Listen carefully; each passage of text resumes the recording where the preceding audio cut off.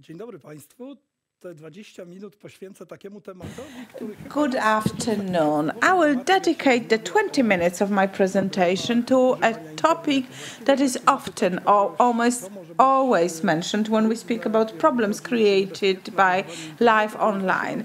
When people are asked what can be dangerous when it comes to virtual world, a lot of people would say, or almost everyone would say, cyberbullying. So when first publications were made about the social dimension of the internet, cyberbullying was already mentioned. So I would like to show you the main elements that are important, in my opinion, from the point of view of prevention. I will certainly not be able to discuss any of these topics in depth because I only have 20 minutes. However, I will try to indicate topics that I think are very pertinent, and then you could study them more in depth on your own. We've been working on this topic for 15 years, and this may seem a very long time. We have piles and piles, volumes and volumes written on this subject. I myself started studying this phenomenon 12 years ago, and then publications on cyberbullying were much fewer. Right now, we have so many, the literature is so vast that it would probably be impossible to read everything that has been published on the topic. But the more we study the subject, the more we realize that there is so little that we know, and there is still so much that we do not know about this topic. I will speak a little bit about examples, and there will also be a philosophical aspect to my question. But let us start with a question which may sound silly. Is there any violence nowadays that is not cyber, that does not have a digital aspect? Whether we speak about physical violence, whether we speak about political violence, whether we speak about any bullying, it may start in the physical world, but then it takes on its new life, and that is life online. And I decided to present this, simplifying it a little bit. I believe that violence is a bit like an amoeba. It is an organism that has a shape that is very irregular. We had an example of a physical violence in Katowice. A bus driver moved his bus, he started the engine, and he drove into a crowd of people. The situation was very dynamic, but it ended in violence, and this violence was very physical. After a short while, it became a virtual reality problem because a journalist wrote that he entered a profile in social media of the victim, and he could see thousands of not only idiots, but as defined by Lem, but thousands of people were basically attacking the victim. The same happened on the profile of the perpetrator of this. So I may say something that would sound blunt, but in my opinion, every major example of violence has a cyber aspect to it. 15 years ago, we were able to differentiate a traditional violence or bullying or virtual aggression. Now, everything that happens in real life can have a life later online. And then we have a multiplication of victims. So at the beginning, we were studying traditional violence, bullying and aggression. Young people were asked 10, 15 years ago about their behavior online. So we were only asking them about their activities online. Only later in parallel, the same people were asked about traditional violence. So there was this connection. We asked about bullying at schools, and we asked about bullying in the internet. And then it turned out this was a good direction, because these phenomena are intertwined. Physical violence is very much connected with cyberbullying. Those who studied these phenomena separately ended up in a blind alley. So something may not sound reasonable. When cyberbullying appeared early, people said this is a worse sort of violence. It is a new type of violence that is so painful to the victims, unlike any other types that we'd known from before. But many studies showed that sometimes it's the other way around. Some examples of cyberbullying, contrary to what may seem, and do not have such serious consequences. And young people are more hurt by physical bullying that they may be subject to at school. It is sometimes very difficult to say, though, because people who are subject to bullying in real world sometimes are also objects of cyberbullying. So who studied this subject at the beginning? Psychologists, certainly, and developmental psychologists. So they looked into this topic from the point of view of psychology. So they looked at different variables and psychology of development. They looked at this problem from a psychological angle. And I myself was part of a group called 1810. It was an international group of researchers, and there we had almost all the members of this group were psychologists. But now linguists are beginning to study aggression. They write about a language that is used in order to hurt or harm other people. Doctors are starting to write about this subject. We can find publications about cyberbullying in medical journals. 10 years ago, this was not possible. Only educators and psychologists looked at this. IT specialists are beginning to write about what technological tools are used for cyberbullying and how to safeguard oneself. And then anthropologists and scholars studying culture write about this subject because they write about certain cultural models for understanding this. And then lawyers are very interested in this subject. So in legal journals, there are whole chapters that are dedicated to legislation on cyberbullying. So we can say that the topic of cyberbullying has spread, and it is now discussed by many different specialists from very, very different fields. If I had a whole day, I could tell you a lot about this, but in the world of science, you do not look at just one study, because sometimes it may be not representative, or there may be some sort of accidental outcome. Measurements or indicators may be wrong and distort the results. So sometimes we try to look at a whole multitude of studies and looking for outcomes that appear in all or almost all of these studies. So let's say, if I have 100 different studies or bits of research, and there is a certain pattern in it, then there is something to talk about. After 15 years, such meta-analysis can be made, and there is plenty of material that could be used. I'm working on one focusing on children from ethnic minorities.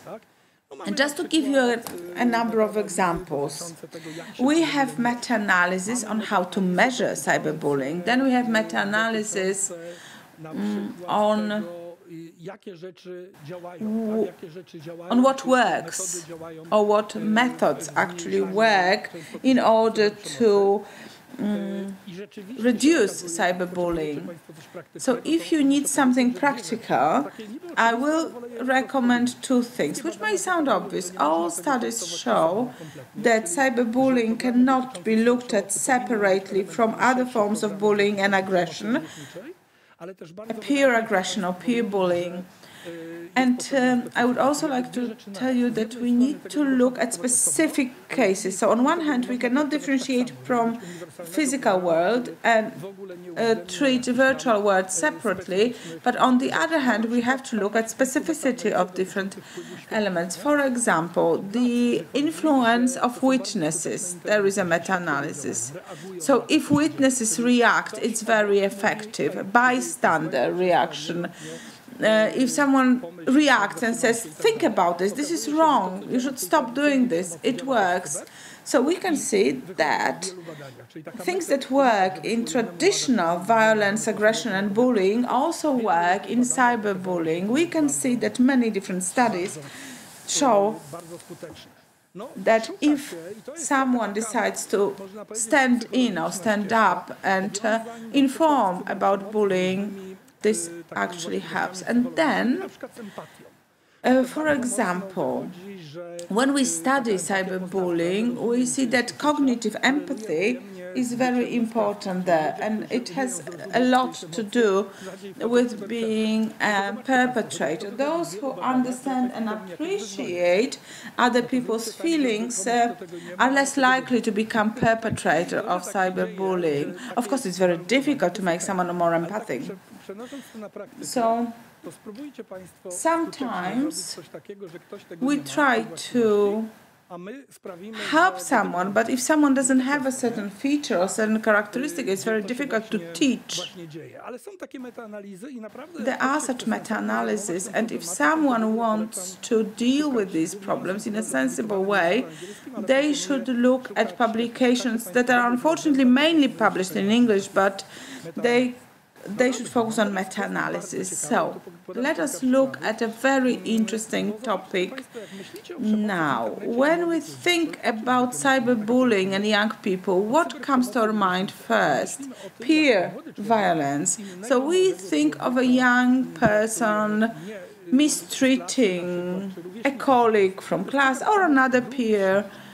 So that is peer violence. And let me tell you that cyberbullying or bullying online is a much wider phenomenon, and it goes very far beyond peer violence. This is just one of the elements, and there are so many other elements in this picture.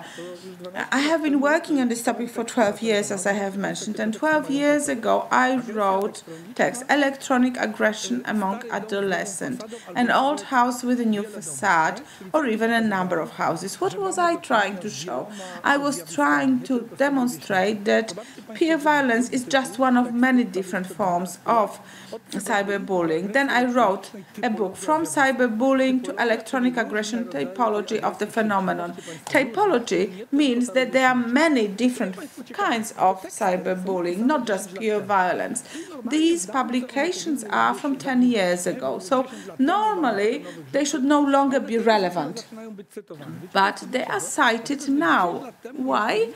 Because 10 years ago, other scholars were not really looking into this typology. Everyone looked at peer violence. Now, researchers, academics start to treat this phenomenon as something wider than just peer violence.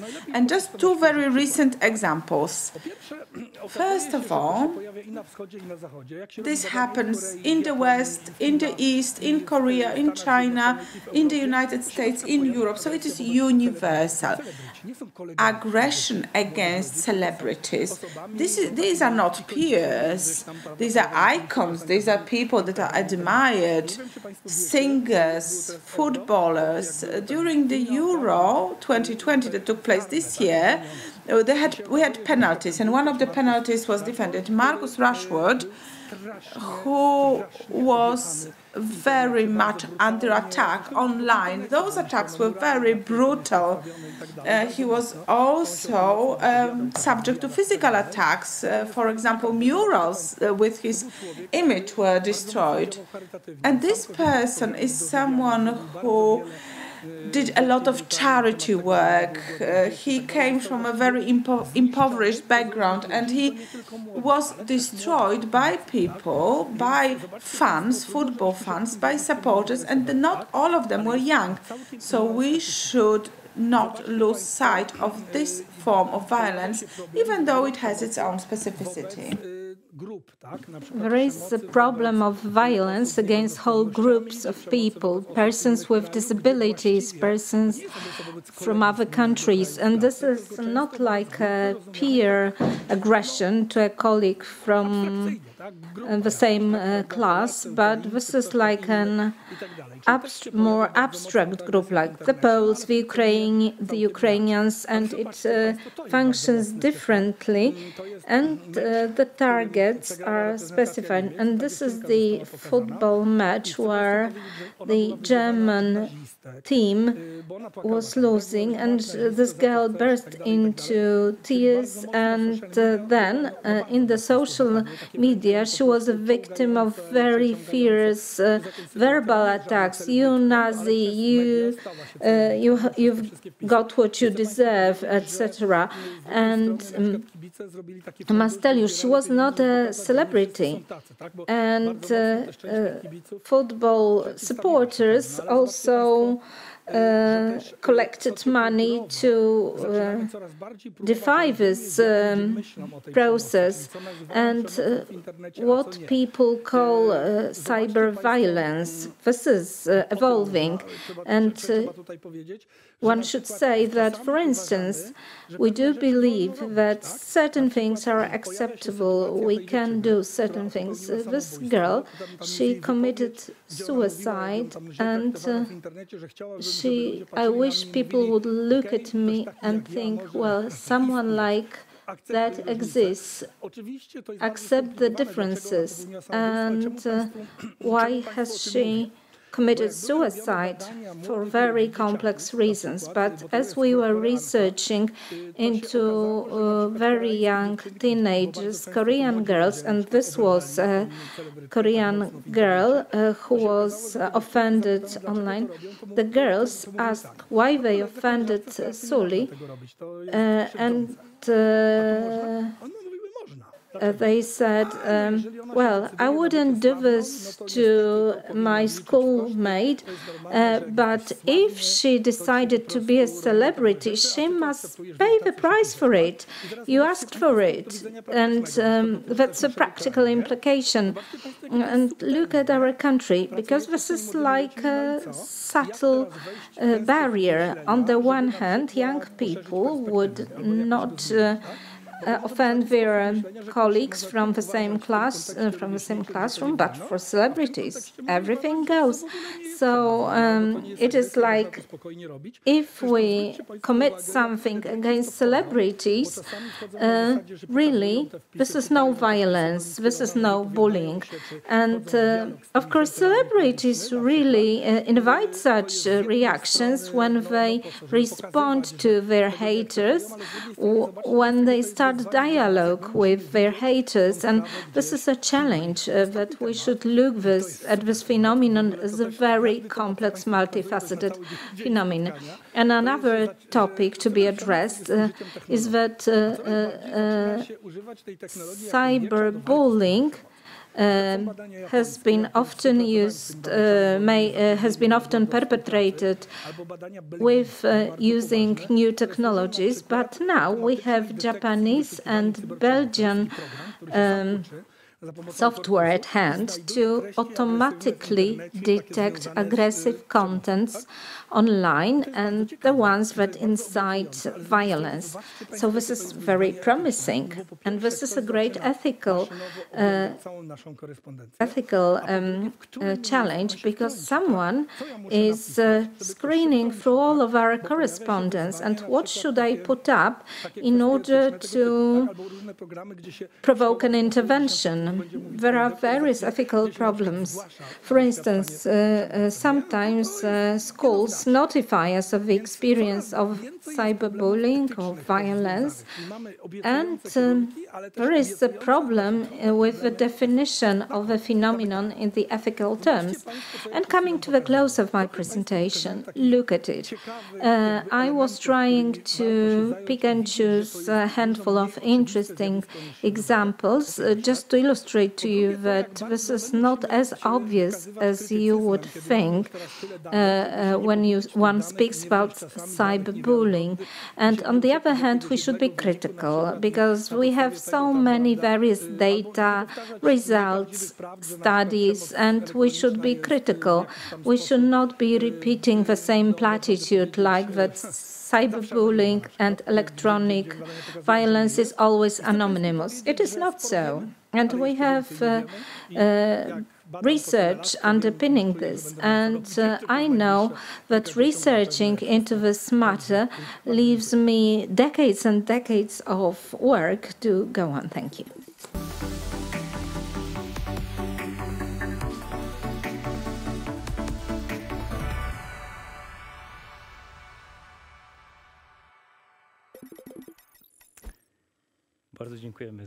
Thank you very much for this address. You invited a lot of comments and provoked questions and comments.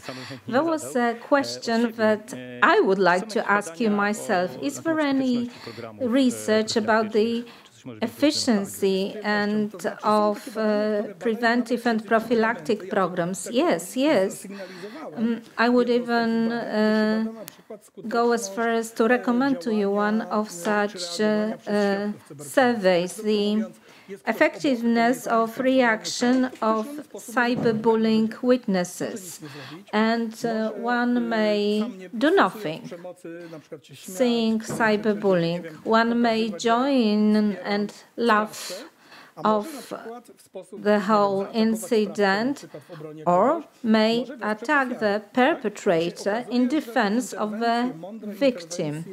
Clever and considerate eyewitness interventions are very good to stop. For instance, to stop cyberbullying and bullying in general. If someone is beastly on younger children, younger pupils at school, and I say, hey, come on, what you're doing, it turns out that it is fairly useful. So human nature may be quite similar online and offline, using this particular example. And we have certain efforts to, for instance, expand cognitive empathy. So, putting yourself in someone else's shoes, it's perhaps easier said than done, and the devil is in detail, but certainly it works. It is a great practical challenge, though, how to do it. So, this is what is happening, and we in the Impact program, together with the Foundation, we go very much in this direction, because qualitative studies showed us that what deserves our attention is activation of witnesses or eyewitnesses. And sometimes there is a counter argument that a witness should not notify anyone about the incident, because he will be like an informer who informs on someone else. So if so, we need to persuade. So as I'm saying, easier said than done. How to do it, how to achieve it in practice, that's the question. And and the program, before it is evaluated, should be ex ante, subjected to ex ante evaluation. Yes, we talked at length in interviews to teenagers, and we were asking them directly, why would you like to intervene? Well, and sometimes the answer was, I wanted to, but I could not, and I did nothing. So this is like an in-depth study that would help us to roll out such a program. And another question, what about perpetrators and victims? Who is likely to come to terms with cyberbullying and with violence? Well, that's a difficult question. If we study into approval or inapproval of violence, most of young people say they are against cyberbullying, bullying, violence. In terms of moral norms, they say that it's bad. But it doesn't mean that the one who condemns violence as such would never perpetrate anything like cyberbullying. And I'm saying for celebrities, everything goes. And he or she chose this type of life, so it is permissible to apply cyberbullying on celebrities. How to reconcile this persuasion that cyberbullying or bullying is not okay, and how to translate it into actual practical engagements, interventions. The problem is, it is not simple. People may believe that something is not proper, but are at a loss what to do. Well, thank you very much. Thank you very much for your presentation.